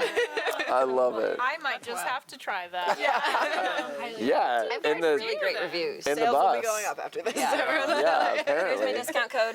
Yeah. I'm surprised y'all aren't using them. I want to know your secrets later. I use them. It's great. You feel so powerful. Oh, you guys To have, like, stand up when you bathrooms. pee? You guys have potty, like actual I don't have a bathroom. bag. I use. I have a you have to toilet, be but in it's still winterized from December. Yeah. Liv just peed in Althea. I did. It was great. I know. This is really nice being in a real bathroom. So it's Target, use someone else's van, have a potty, bushes, Yeah. Shiwi. No, a hole. Because we talked about actually, this. yeah. 8 inches. No Eight joke. inches. The whole leave no No trace thing gummies is like, before yes. you poop outside. Exactly. Nothing like that. We will have a link to how you poop in nature Yes. in the show Hannah notes. mentioned this yesterday, but Yes. it's really important to do Yes. the leave no trace. Like if we're gonna live outside, we have to respect it. You know? Honestly, it's Do it right or hold it. when we were at Thanks Vanning, the event in Sedona, we were on 525, and obviously the van world or outside the van world don't know RIP. Yeah, a lot of those areas are getting shut down. Chris and I had the fortunate pleasure of talking to the ranger that actually did all the closures. We had like an hour-long conversation with him. And he actually noted and said that human feces was one of the largest issues for shutting all these areas down. Believe it. That's horrible. Back so- that shit up. Just like, again, the concept of leave no trace, you know, is so simple. And, you know, how to poop in nature has been documented, you know, a million times. And yet this is becoming an issue, and it's getting places that we all love closed down. One of the issues. It's so gross that that's what's doing it. Yeah, exactly. Mountains of human poop. Yeah. Yeah. It's not cool. It's not cool at all. But It's like a leave no trace, but leave it better than you found it. Yes. 'Cause a lot of the Totally. campsites Totally. have trash. Yep. I'm just like ready to go. yeah, Always pick Like up the let's trash. always pick Even up if Because trash. like Especially I if it's don't not want it to yours. get yeah, shut especially down, when it's so- not Yes. yours. Exactly. Yes. Yeah, I agree. Back it out, including shit. Yes, Yeah, everything. Yeah, Yeah. seriously. Even if you do dig a hole, back that shit back up. Exactly. Oh, and the drug thing. Yeah, yeah. Don't do mushrooms or and then whatever. shit outside and leave it. Yeah, Animals, because dogs might get animals to and it, dogs and get to Yes. it and we'll be high. Yes. Very, very, Very high. Very, Very very high. poor Jessa. And then I have one last Yeah. add to that whole thing is the fact that there's Starbuckses everywhere across this Yeah. country. And so anytime you're in anywhere that's remotely established, you can usually find one. Of course. And so you can get away without having a toilet in your rig. Yeah. You just have to just You be able guys- to look Stations out everywhere. and know how to dig a hole. In the, Gas in the stations. smallest rig, obviously, yeah, you guys don't have a toilet in the rig. Like, yeah, but you guys make do. Like, you figure it out. That we It's do. just yeah. like what you do when you go camping with your family. Exactly. Yeah, you figure it out. No different. Forever. Yeah. Every day for the Exactly. rest of your Question number 9 is, what has been the happiest and hardest moments of living your life on the road? Who would like to go first. I'll start. Okay. All right. You go. No, go. Rock, paper, scissors. My happiest day was meeting this guy. Yeah. Come on. It's true though. They apparently already got a room this afternoon, We're so in their room. we're in there. It was a flat. That I love it. Aw, that is impressive. Yeah. Or sad if it was that quiet. Wait, what was your hardest? Because I don't want to follow that. End it on a down note. That was also that. Meeting this guy was the hardest moment of my life. Wait, so what was the question? Happiest and hardest. Happiest and hardest. Well, the hardest was pretty recently, so our engine's been having some trouble. Yeah. Some is an understatement. But I mean, with all of that, like we had like a whole slew of mechanical issues, like one after another after Yeah. another You after guys another. had a rough 3 months. And I was like, is this ever gonna end? Like we just kept digging ourselves literally into a hole. Yeah. And but like the community has been a huge supporting factor in that, and I'm just grateful to be a part of this community and have that. Yeah. Like People we had definitely help. so many people reach out, so many people come and physically help, and Yeah. I don't know. That was like really hard emotionally and mentally and financially. Yeah. But like we're getting through it. So. Of course. Yeah, but living this lifestyle is definitely not easy, like you were saying earlier. Yeah. And every now and then it is just one thing after another, and it stacks up, and it doesn't really matter how well prepared you are. You know, we have like every single tool. We've got the means to get in contact when we need to get in contact. Yeah. We've got like, we, for the most part, can get ourselves out of a pretty sticky situation, and we just had back-to-back, like, cataclysmic breakdown. To back, after, to back, yeah, to like, back. over and over and over and over. Yeah. And yeah, I mean, shit. Just like if you're living in a house, working a day job, doing whatever, like whatever your life is, shit can beat you down. Yeah. For sure. But you always come out learning something. You know, Yeah. you always come out a little stronger. You usually make a friend. Yep. You know, you just gotta. I think if I could, like, offer one small piece of advice, like, we often get really quiet when we're having hard times, and I think that's not the stuff that you necessarily inherently want to share. Yeah. You know, some people, the second they break down, they're on Instagram, they're sharing it, they're putting it out, and I think that's awesome, you Yeah. know. But I think I personally get kind of quiet, and like, I built this thing, I am proud of it, and I don't love sharing the side of, like, you know, That it the broke struggle, down. you know, or Yeah. that it broke, or that whatever. But putting that stuff out there, people like came out of the woodwork and responded with just so much positivity that it truly was like some of those days, just random DMs really were the thing that was like, I'm Helped getting lift through you this up. day, or I'm not getting through this day, you Yeah. know. But people are out there and people are willing to help, and the hard stuff is like, It's it comes. test. Doesn't matter Again, how you live, To it comes. see that, Yeah. that there is hard shit. Yeah. Well, and that's again why one of the reasons why I started this show, because I wanted to really emphasize how hard our lives are. Like, and not saying hard, like we can have different struggles, and sometimes Instagram worthy. and sometimes the struggles are rather challenging. And in your guys' case, like it was just one right after another, and so. Kind of in it, but Yeah. No, again, but then too, like the flip side of that is, you know, the community can be there and will be there for support or for help or, you know, again. So yeah, no, I totally get that. Go ahead, Amy. Yeah, I feel like I have so many like sayings from that. It's just like it's still life, but you also got out of your comfort zone, and like you know you have to get out of your comfort zone to grow. But you know that's when you end up with more challenges. But there are going to be ups and downs. You have to ride the wave. But for my high and low, I'm sure I'll have a lot more since I'm still a noob in the van. But my highlight so far is that, you know, after I left San Diego, when I, you know, moved into the van end of the year, I went to go ski for a couple months and did winter van life. I was like, let's leave San Diego where it's perfect weather year round and go be cold. And I was just really proud that, you know, I went there with the dog, and I was really nervous going because I was, you know, nervous about driving in the snow, even though I wanted to ski the snow. But, you know, I got caught off when I actually had to put the chains on the tires. I was in my pajamas on the side of the road, but I did it. And I was like, fuck yeah, you know, and kept going. And it was wonderful. I had a great time. And then I think I had just a little hiccup so far is that, you know, I had a loose connection on my 12 volt, and it took me a minute to figure that out. Once I did, I felt better. But my tap froze a little bit, so now my water comes out. I can only use it a little bit. Otherwise, it sprays to the right, you know, and gets all my stuff wet, and I'm a little pissed about that because I just fucking put that thing in there and it's in there pretty tight, but I'm just gonna live with it. So, but there'll be more hiccups down the road. Of course. And I'm just glad it still works. Yeah, amazing. With Yeah. a lot of weird things. Yeah. There's so many of those. You notice yourself doing that shit in like Airbnbs and hotels and stuff, and it's like, oh well, I'm getting this cup of water, so I'm gonna put this 3 inches to the right of the faucet. Oh, it works different here. It's different. It actually works here. Or I can turn it on all the way, and I'm not wasting water. And it gets hot. Wow. So actually, I have a fun kind of simultaneous like best day, worst day, and it was the same experience. Okay. It was the same day, but different perspectives. Whereas Hannah was in a pretty rough shape, and I had the most magical day of my life. So No, and I'll explain. So we went to a beautiful, beautiful cliffside outside of Monument Valley, and it's like it's my heaven on earth. Yeah. But at the time, Hannah had gotten pretty sick, and so she was in the van. And I would say that when you're sick in the van, it's not fun. It's not fun. It's not fun. It was not my worst day. I know.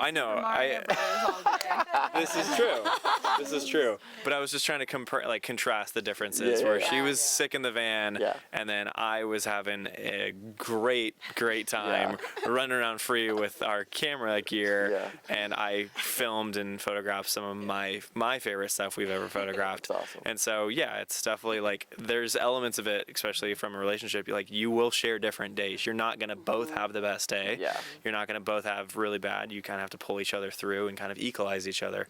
And did you have anything else you want to add? That was it was just a funny story of like the contrasting. But do you have something that's more of an actual high and an actual low? Or happiest, hardest. That's always the happiest question. and hardest. Yeah, what was your happiest? I think I've had a few different happiest days, and it's kind of when we just make it to a place where I had some kind of an expectation of it being nice, but when you get there, it's kind of like I can't believe I get to be here right now. Exceed It your almost expectations. overwhelms me to see something so beautiful and just kind of reflect on the road that got us there at the same time. Like it's almost a little different than like I flew in here and then I got a hotel and then I planned to go on this hike and cool, it was really fun.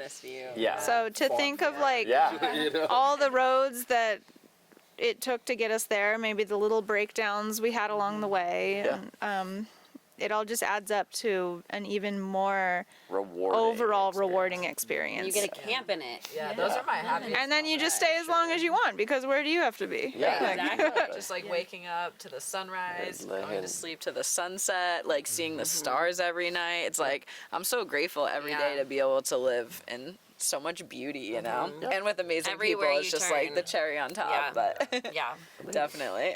Liv, what would you say would be the hardest then you've had? Man, like breaking down literally everywhere. Like I'm not gonna lie. Breakdowns. Like getting stuck everywhere. But like I've gotten stuck places where it's like, okay, I can't leave for a couple days. I might as well enjoy myself, make the best of it. I'm in a beautiful spot. Like so those are also really happy moments. Exactly. And I've learned so much about myself. I've learned so much about how to fix my rig, which is huge to me, and I love those moments. Sometimes you're like, oh shit, like I don't know what to do at first, and you need to take some time. You know, but those are definitely the harder moments for me. But then again, like you get to, go to bed and watch the sunset every single night, and like go for a hike after. I was just telling her on the way, my van in Baja, it tipped and it got so stuck. And I was like, you know what, man, I'm so deep in this canyon. I can either go for a swim or I can sit and stress. And I was like, I'm going for a swim and I'm going to deal with it after. So, absolutely. So, Let the van be. and then like 3 days later, we got that shit out. But you slept in it this way. Yeah, actually it was like 5 days, but yeah, it was good. It was totally good. I mean, the getting stuck when you have your whole house with you is like, oh man, I'm broken down, and now I have 125 gallons of water to figure out the problem. I'm okay. Yeah, right. It'll be all right. Go ahead and know it. Yeah. All right. So we had like a smidgen little break. Camera died, and we're back now charging again.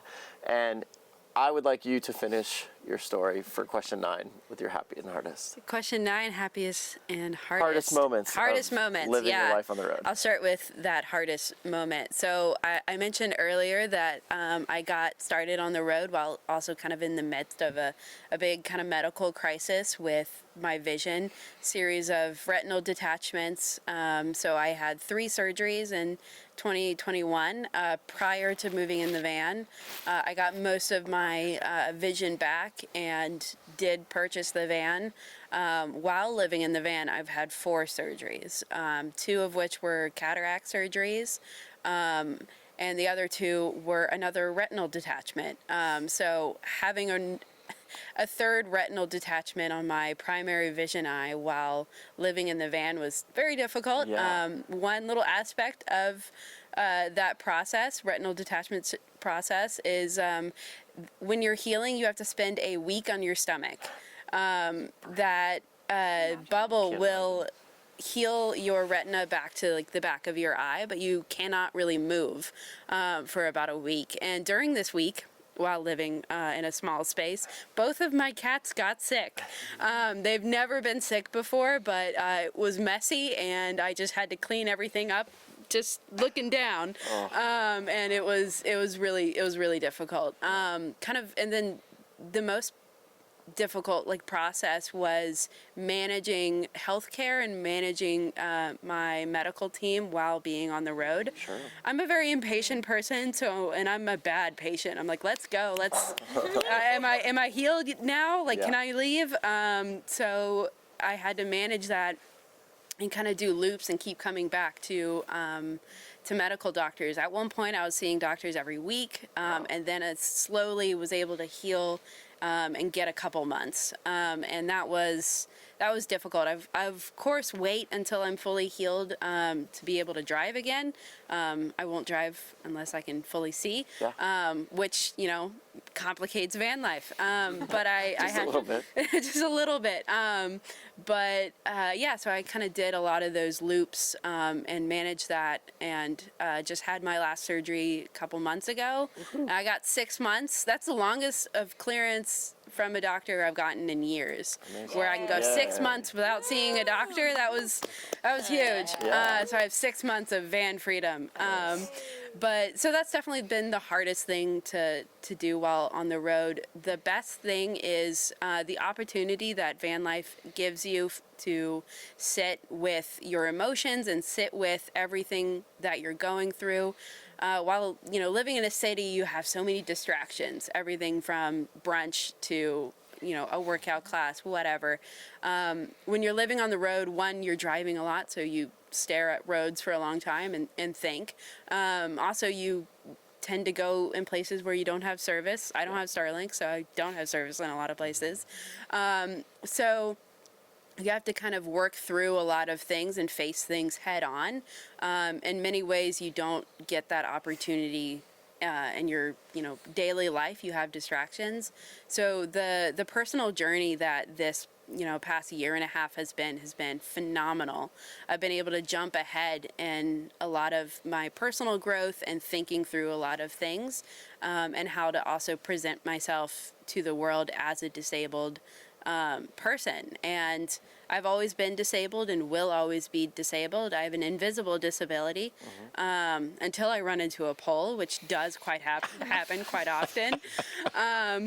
But that is invisible. And what's really cool is I've seen a lot of disabled people on the road. That community does exist, both visible and invisible, which is really cool, seeing all the different stories of how we manage our care and how we support each other in that in those areas. It's a lot different, and it's really incredible to see that community translate into the van life community. Yeah. For sure. Yeah.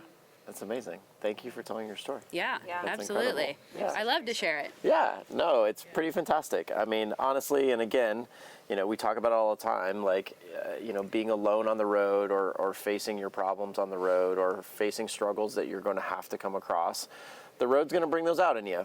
You're not going to be able to run from them. And more often than not, those problems are going to be even maybe a bigger issue on the road. Like they're gonna. Somebody always said they're going to get there before you do, and we'll be waiting for you when you get there. Yeah, you know? so true. Yeah. So having. Yeah, right. So facing these things and going through a lot of personal growth, the road will offer that to you in spades. So I think it's pretty amazing, what you've done, and thank you for sharing your story again. Amazing. Question 10, our last question. Define #van life in your own words, and provide a piece of advice for somebody wanting to live a life on the road. Yeah, I can start. I think the fact that the hashtag is in this question specifically, like #van life, is manicured bullshit. Of course. Right? Like at its finest, right? Like the shit you see on Instagram is like, I don't know, a lot of it's like fairly real, and there's great photographers, but so much of it is just like the idyllic, like picturesque, perfect version of all It's of it. manicured. All butts out. Yeah. Life is not bikini babes like fucking hanging out, looking over shoehorn rivers. Yeah. Actually, that's literally what this last weekend was. Anyways. Bikini babes in the river. Yeah, bikini babes and rivers. But that's not what it is all about, right? No. Like there is a pulse out here. There's a community out here. There's people working hard, failing, succeeding, thriving, finding themselves, and specifically #van life is a sliver, is a 1% of what's going on. It's why I wrote the question the way I did, because it's completely tongue-in-cheek. It's meant for you guys to hear that, and I love the responses I get on the show, because everybody just laughs. Like, they hear the question and they're like, fuck. Like, come on. Like, the responses I get from you guys. That's the reason why I wrote the question. It's because it's not our real lives. It's not how we live day to day. It's not like what we do, and it's not what our life looks like. And it's a very idyllic version of what that is. All those places are real, and I say it all the time on the show. I'm a broken record on this question. But we go to them, and we see those places, and we experience those things, but it's not our real life at the end of the day. We also use that hashtag. 100% we all do. Absolutely, we all do. We're going to change it coming soon to #I live in a van, but yes, we all use that hashtag, of course, and it's a part of the community. Again, it's why I asked the question the way I do, specifically with the hashtag. And social media is a part of our community. It's a huge part of it always will be. Thank God, because that's how we all stay connected. To a certain extent, it's a really great thing. We have to have it to, communicate with one another and kind of see what's going on when we don't see each other for 8 months. So, go ahead, Hunter. Yeah. To me, van life is adventure. Yeah. Every single day on the road is such a different experience, and it really is a time machine. It makes your days feel so long because they're so densely packed with experiences. And then my biggest advice for anyone that's on the fence about van life is just do it. Hannah and I, we hadn't even gone camping until a week before we bought our van. And we asked our friends, like, hey, like, we're about to buy this old van, take us camping before, just to make sure that we are going to actually enjoy it. They took us, and we absolutely loved it. And really it shows that, like, you don't need, and I know we kind of mentioned this before, you don't need a fully built van. You don't need, you just need to just start. And the moment you get on the road, you will figure it out. With whatever you have. Yeah, with whatever you have. That's exactly right. Yeah. Huge. Do you want to go, Hannah? Do you want to add on to that? Are we skipping this side? Oh, we'll pass it. We'll keep going. Okay. Either way. I feel like van life to me has been about kind of making the decision to push outside of what you think your life is supposed to be, instead of the path that maybe people around you have always told you you're supposed to be. Expectations. Taking the expectations that come with that. It's breaking away from that and just kind of making the choice to spend your time how you feel like it's best spent. Because you don't really know what your life is going to be like. You don't know how long of a life you're going to have. You don't know what could happen to you at any given moment. So I think my best advice would be there's no better time than now. Maybe don't always wait for things to be perfectly in order. 100%. They'll never be in order. They'll never be the perfect moment. That's exactly right. Find a way to make it work and make it work if that's what's going to make you the happiest. For sure. Yeah, I have like a small thing to add on to that is don't ask for permission. Because I was waiting for permission my whole life until I met him. And then I had to call my mom and be like, I quit my job and I'm building out my car and I'm going to follow this stranger up to Oregon.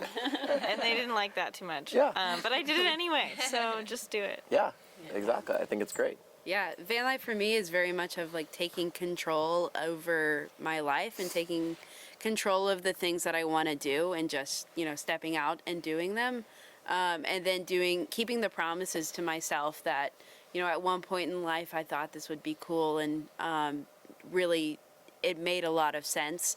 And you put excuses in the way a lot but I want to live in this city. But this was kind of the root of a lot of my travel bug. I've not stopped moving since ever. I've always been moving.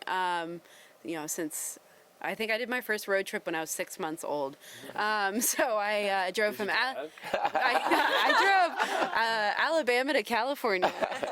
No AC. Yeah, so it's always kind of been in the route there. So I stopped making those excuses and kind of took control over it and just went for it for sure. And I think kind of my advice for folks is also a little bit counterintuitive, but also to really reflect on what you're looking for. Yeah. And we just talked about this, but your problems will follow you, and sometimes get bigger. Yeah. So thinking about like what you're actually wanting and the root of what you're wanting, and sometimes like a week of van life will bring all of that out. Yeah. And that could be continue van life or not continue van life. Sure. I think both of those answers are super valid. Van life will bring out a lot of that. Yeah, but having a good idea of kind of what your intentions are for getting on the road is a good place to start for sure. Yeah. So, obviously we all love what we do and how we live, and we're expressing to others like, come join us, we get it. But to your point, like, have a little intention. I often with some tell thought. people to not do it because it's not for everyone. Sure. And a lot of people will be really miserable. And It's that's true. absolutely okay. Of I would be course. miserable and doing a lot of other things as Yeah. well. So having an intention and some idea of what makes you happy, Yeah. like, will go really far. For sure. No, I think it's great advice, for sure. Go that way. I would say, and this is coming from someone that grew up in the Midwest, everyone tried to talk me out of it and tell me that it's going to be like super scary. I'm going to get murdered.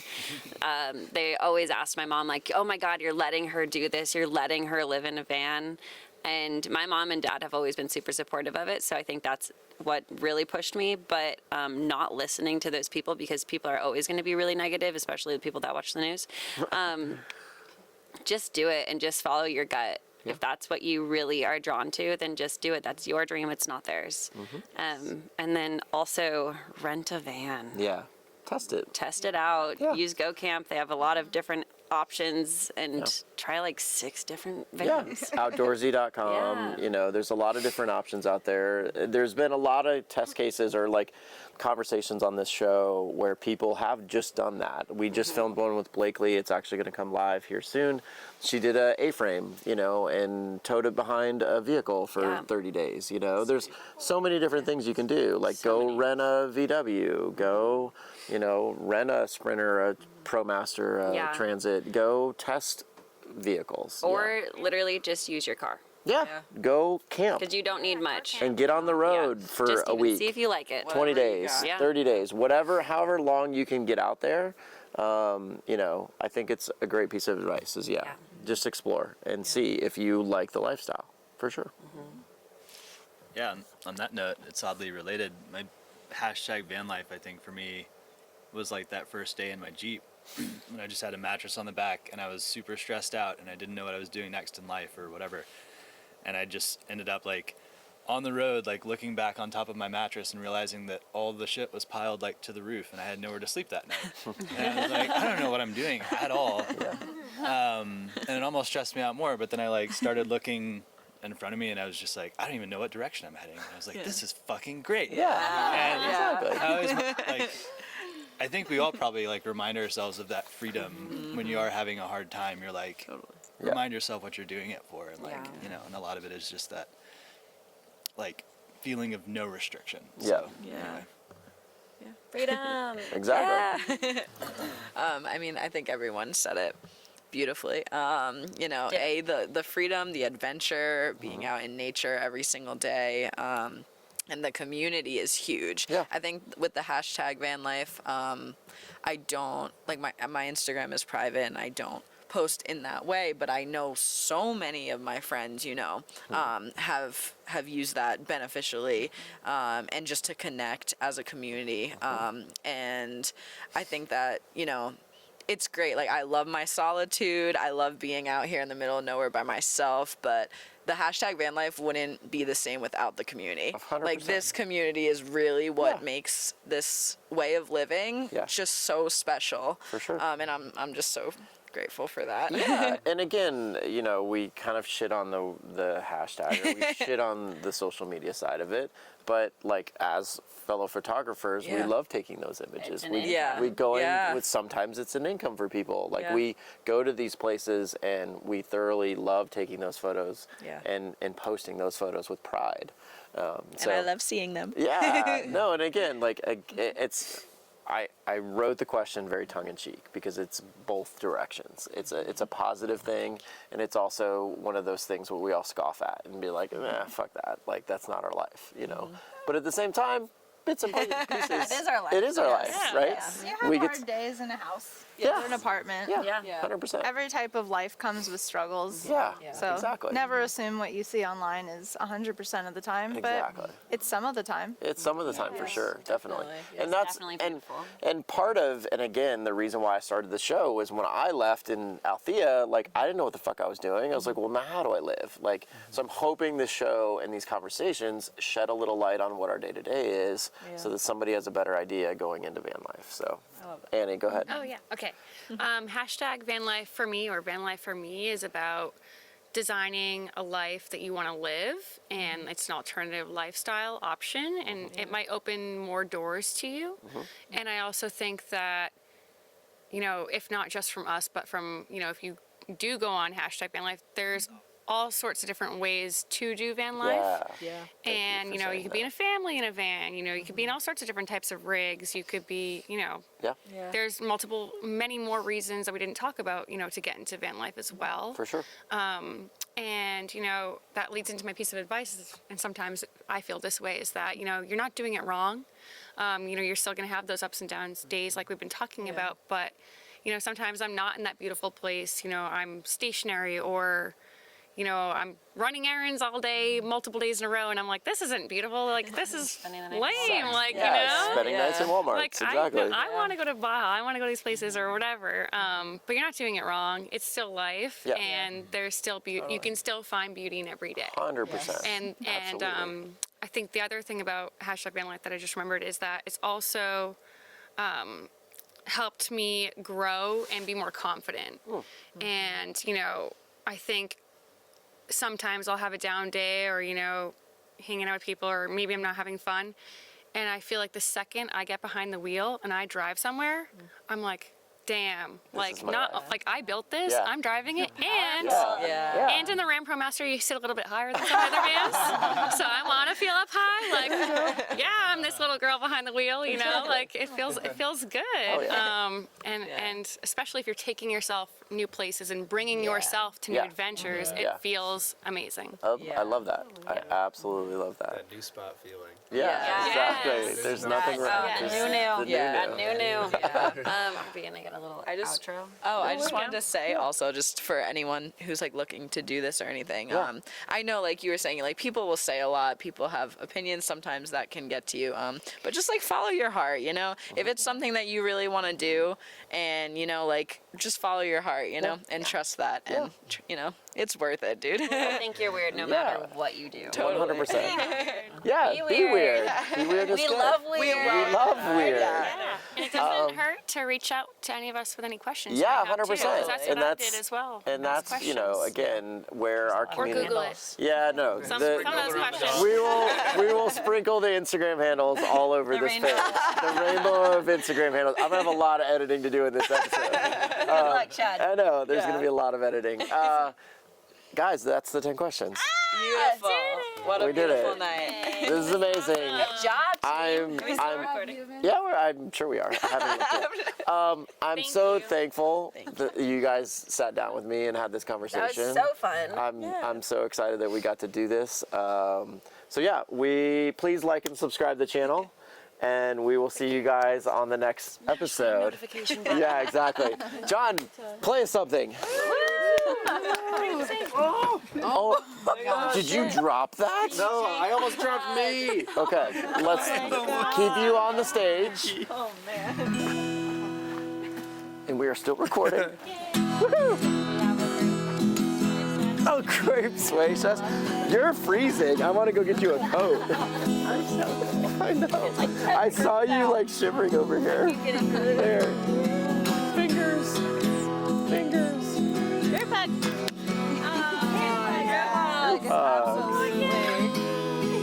Thanks, John. I'm in. I love Playing and that. hugging. I'm so thankful for you guys. Thank you so much. It was amazing. Awesome. John, where's your phone at? Okay, are we ready? Yeah, I don't have it on me. I think so. Yeah, just stick those right to my computer. Got in my cassette. Right on him. Yeah, just stick them right on my computer. Yeah. Yeah, donde? There were pillows yesterday. Pillows, assemble. Hunter, pillows. Oh no. Yeah. I'll get him. Oh shucks. I'm right here. I'm already up. Chad's getting I'm going right to my same spot. And where are they? Oh, I see them. Creature kind of matched the vibe. Chad, do we have a GoPro for safety? Nope. No? I'm winging it. Same thing again. Do we want to do like a I'll jump down. 15-minute check? I'll jump down and check. Yeah, I'll do a check. Yeah. No, it's good right now. Cinnamon rolls. And Our fire's literally gonna smoke us out. They're really I know. Usually, like and hot, sometimes they too. forget It's adding a bake vibe all to the way. film that now. be in like the really? food Yeah, it They, is. like, sometimes they have like an act. All right. Are we good? Are we good with doing some of the same answers? Yeah, of course. 100%. I mean, you literally only have one answer. I will 100% reference that this is take two. Okay, Yeah, okay. absolutely. Because I was gonna say, So- man, My worst poop story is consistently my worst poop story. All right, is everybody comfortable? Yeah. All right, the shot looks really fucking good. So, yeah, we've been rolling for like 15 minutes. So, all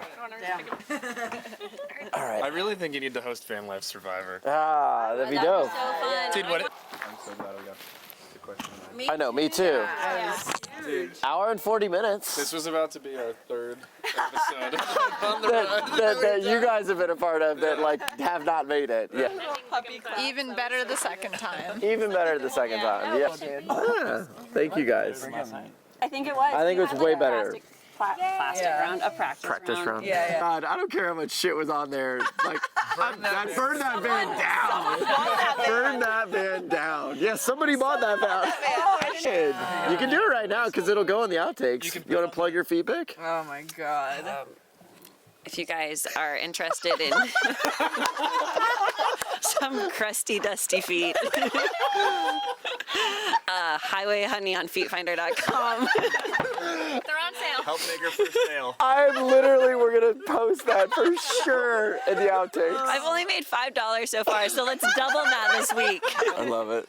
So good. 30 Highway Honey, where did that come from? ChatGPT, I was high as fuck. I mean, John and I did this on mushrooms tonight. So. Yeah? Good job. It's going very good right now. Good job. This is awesome. Yeah, I feel. Best things to have.